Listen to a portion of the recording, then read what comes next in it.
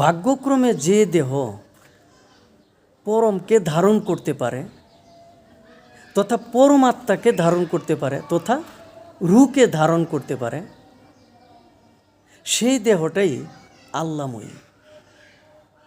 এই দেহরই মাজার হয়, রওজা হয়, কারণ এটা পরমের বাসস্থান, এটা রূহের বসবাসের ভূমি, এটা পরমের বসবাসের জায়গা।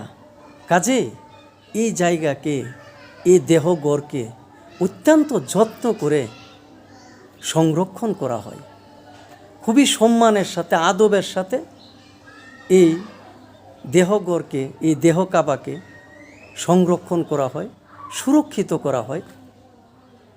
তাকেই বলা হয় রওজা বা মাজার। ধন্যবাদ।